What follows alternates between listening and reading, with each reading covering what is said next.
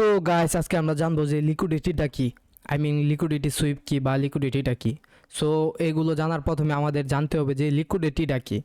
ধরেন আপনি একটা দোকানে গেলেন, এখন আপনি কিনবেন 100টা আইফোন কিনবেন। এখন ওই দোকানের কাছে অ্যাভেলেবেল আছে 90টা। এখন আপনি কিন্তু ওর কাছ থেকে 100টা আপনি ফুলফিল পেলেন না, আপনি নিজের কাছে কিনতে পারলেন না। এখন কিনতে যেহেতু পারেন না, সেহেতু এখানে কিন্তু কোনো প্রকার বিজনেসটা হবে না। বড় লেভেলের একটা বিজনেস এখানে হবে না, কারণ এই জায়গায় আপনার ওর কাছে আইফোন শর্ট আছে। আপনি কিনতে গিয়েছেন 100টা, ওর কাছে অ্যাভেলেবেল আছে 90টা। এবং এইরকমই আপনি ধরেন আরেকটা দোকানে গেলেন, ধরেন শপ নাম্বার 1 থেকে শপ নাম্বার 2 গেলেন। শপ নাম্বার 1-এ ছিল আপনার 90টা আইফোন এবং শপ নাম্বার 2-এ আছে আপনার 1000টা আইফোন। এখন আপনি শপ নাম্বার 2-কে গিয়ে বললেন যে ভাই আমাকে 100টা আইফোন দেন। এখন আপনি কিন্তু ওর কাছ থেকে হিউজ পরিমাণ আইফোন কিনে নিতে পারবেন, কারণ ওর কাছে লার্জ পরিমাণ একটা আইফোন স্টকে আছে। ট্রেডিং কনসেপ্টটাও ঠিক এইরকমই, লিকুইডিটি কনসেপ্টটাই ঠিক এইরকমই। কোনো কিছু কেনাকাটার মাধ্যম হিসাবে অ্যাভেলেবেল আছে কতটুকু, সেটাকেই লিকুইডিটি বলে। লিকুইডিটি বোঝায় আর কি। সো এটা যদি আমি আপনাদের উদাহরণস্বরূপ আপনাদের বোঝাই। সো এখন ধরেন আপনি দোকানে গেলেন 100টা আইফোন কিনতে। এখন এই মার্কেটে আইফোন অ্যাভেলেবেল আছে 100টা। ট্রেডিং মার্কেটে কীভাবে কাজ করে আমি সেটা আপনাদের সহজ হিসাবে বোঝাচ্ছি। এখন এই দোকানদারের কাছে গেলেন, গিয়ে বললেন যে ভাই আমাকে 100টা আইফোন দেন, আমার 100টা আইফোন প্রয়োজন। এখন উনি কি বললো যে ওনার কাছে 90টা আইফোন আছে এবং তার কাছে আর আইফোন নেই। এখন আপনি যদি নিতে চান, 100টা ফোনে যদি নিতে চান, তাহলে প্রত্যেক আইফোনের পিছে 90টার উপরে যেগুলো কিনবেন সেগুলোর প্রতি পিছে আমাকে 1,05,000 করে দিতে হবে। এবং যদি আরও লার্জ অ্যামাউন্টে নেন সেক্ষেত্রে 1,10,000 করে বেশি দিতে হবে। 5,000 10,000 করে তাকে বেশি দিয়ে তারপরে আপনার আইফোনটা কিনতে হবে। বায়ারের ক্ষেত্রেও এরকম এবং সেলারের ক্ষেত্রে কীরকম সেটা যদি আমি আপনাদের বোঝাই। ধরেন আপনার কাছে আপনি এত টাকা দিয়ে আইফোন কিনলেন, লার্জ অ্যামাউন্টে একটা আইফোন কিনলেন, 1,000 আইফোন কিনলেন ধরেন। এখন আপনি 1,000 আইফোন সেল দিতে গেলেন। এখন দোকানদারের 1,000 আইফোন প্রয়োজন নেই। এখন আপনি কি করবেন যে দোকানদারে আপনাকে অফার দিল যে প্রতি আইফোন যদি আমাকে 95,000 করে দেন তাহলে আমি আপনার কাছ থেকে কিনতে পারবো। সেহেতু কি হলো, মার্কেটে আপনার সাপ্লাইটা বেশি হয়ে গেল, ডিমান্ডটা আপনার কম হয়ে গেল। এবং এখানে আপনার ডিমান্ডটা বেশি হয়ে গেল, সাপ্লাইটা কিন্তু কম, অ্যাভেলেবেল না। এরকমভাবেই লিকুইডিটিটা আপনার কাজ করে থাকে। সো এটা যদি আমি আপনাকে উদাহরণস্বরূপ যদি বোঝাই, ধরেন আমি আপনাদের বোঝার স্বার্থে আমি এখানে সব কিছু আগে থেকে এঁকে রেখেছি। ধরেন আগে আমরা সিম্পলভাবে একটু জেনে নিই। এটা হচ্ছে ডিমান্ড জোন, এটা হচ্ছে সাপ্লাই জোন। এইখানেও আপনার লিকুইডিটি আছে, এইখানেও লিকুইডিটি আছে, আবার ইন্টারনাল আপনার লিকুইডিটি আছে, আর এটা হচ্ছে আপনার এক্সটার্নাল লিকুইডিটি। এখন ধরেন আমরা ফিউচারে এখানে শর্টের ট্রেড নিলাম। এইখানে যদি আমরা ফিউচারে শর্ট ট্রেড নেই তাহলে সেটা আমাদের কি হবে, বাই অর্ডার হবে। আপনার স্টপ লসটা হবে বাই অর্ডার। যখনই এখান থেকে একটু ব্রেক করবে তখনই আমাদের মতো নতুন নতুন কিছু ট্রেডার আছে, রিটেল ট্রেডার আছে, তারা এখানে এসে ট্র্যাপ হয়ে যাবে। এবং আগেরও লিকুইডিটি এখানে আছে এবং নতুন বায়ার যারা এখন নতুন ট্রেডার যারা, তারাও এখানে বাই অর্ডার দিয়েছে। এখান থেকে লিকুইডিটি নিয়ে প্রাইসটা একদম বুম করে নিচে চলে আসবে। সো এইটা কিন্তু আমাদের একটা লিকুইডিটি গ্যাপ হিসাবে আমরা পেয়েছি। বড় বড় ট্রেডাররা এরকম হালকা আপনার মুভ দিয়ে এখানে ট্র্যাপ করে লিকুইডিটি হান্ট করে তারপর আপনার প্রাইসটা নিচে ড্রপ করে দেয়।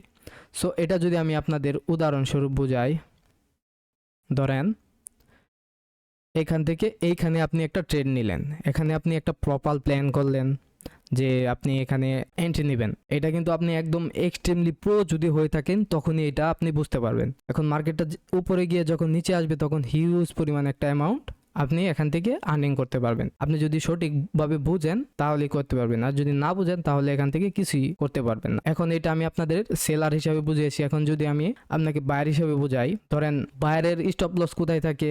ধরেন আপনি এখানে বাই করলেন, দেখলেন যে এই স্ট্রাকচারটা আপনার ব্রেক করেছে। সো এই স্ট্রাকচারটা যখন ব্রেক করেছে আপনি তখন কি করেন, এখান থেকে একটা বাই অর্ডার নেন। এখন এখানে কি হলো, এখন এই বায়ারের আমি যদি এটা আপনাকে এই জায়গায় নিয়ে বোঝাই তাহলে সুবিধা হবে। ধরেন এটা ডিমান্ড জোনে চলে এসেছে, আপনি এখানে বাই করলেন। এখন আপনার স্টপ লস কিন্তু থাকবে এই জায়গায়। এখন স্টপ লস যেহেতু এই জায়গায় থাকবে, সেহেতু বড় বড় মার্কেটার বা বড় বড় ট্রেডার আপনার কি করবে, বা বড় বড় ইনস্টিটিউট আছে তারা কি করবে, আপনার যে স্টপ লসটা হান্ট করে উপরে যাওয়ার চেষ্টা করবে। এখন আপনি কোনো কিছু বুঝেন না, এখানে বাই করে দিয়েছেন ডিমান্ড জোন দেখে। এখন এই বড় বড় ইনস্টিটিউটরা কি করবে, প্রাইসটাকে আপনার এই পর্যন্ত এনে এখানে যতগুলো স্টপ লস ছিল এবং নতুন যারা যারা এখানে অ্যাড হয়েছে, এখানেও যারা যারা বাই করেছে তাদের স্টপ লসটা এখানে হার্ড করে প্রাইসটা বুম করে উপরে চলে যাবে। সো এখন যদি আমি এটা আপনাকে চার্টে গিয়ে বোঝাই, ধরেন আমি আগে থেকে আপনাদের জন্য এঁকে রেখেছি, প্রাইসটা কিন্তু এখান থেকে ডাইরেক্ট নিচে চলে এসেছে। সো আমি যদি ধরি এখানে প্রাইসটা দেখেন কতটুকু উপরে গিয়ে, এখান থেকে কিন্তু প্রাইসটা নিচে যায়নি, এখান থেকে কতটুকু উপরে গিয়ে এখানে কিন্তু লিকুইডিটি হান্ট করেছে। লিকুইডিটি হান্ট করে প্রাইসটা দেখেন এইখান থেকে এই পর্যন্ত কতটুকু নিচে এসেছে। এবং এইখান থেকে যখন আবার পাম্প হয়েছে তখন কি হয়েছে দেখেন, এইখান থেকে যখন আপনার পাম্প হয়েছে তখন কিন্তু প্রাইসটা এখান থেকে ডাইরেক্ট পাম্প হয়নি।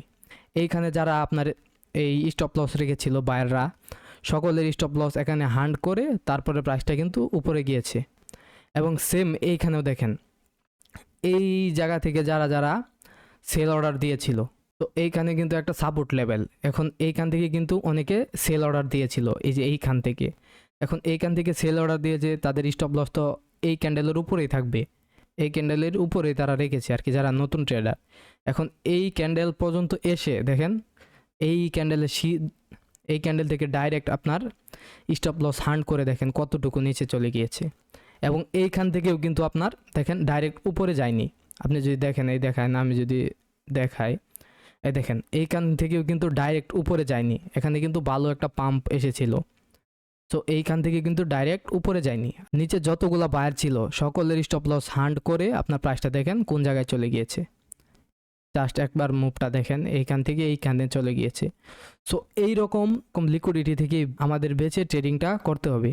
এইরকম কোনো ট্র্যাপে আমাদের পড়া যাবে না। সেই ক্ষেত্রে আপনারা এই লিকুইডিটি সুইপটা নিয়ে আরও একটু প্র্যাকটিস করবেন এবং আরও একটু নলেজ নেওয়ার চেষ্টা করবেন। সো আজকের ভিডিও এই পর্যন্তই, এবং আপনারা যদি চান যে নেক্সটে আমি এরকম আরও ভিডিও দেই, সেক্ষেত্রে অবশ্যই চ্যানেলটা সাবস্ক্রাইব করে রাখবেন এবং পাশে থাকা বেল আইকনটি অন করে দিবেন। আর ভিডিওর বয়সটা একটু অসুবিধা হয়েছে আপনাদের বুঝতে, সেটা আমি বুঝেছি, কারণ আমি নতুন, সেই ক্ষেত্রে আরও ইমপ্রুভ করার চেষ্টা করব।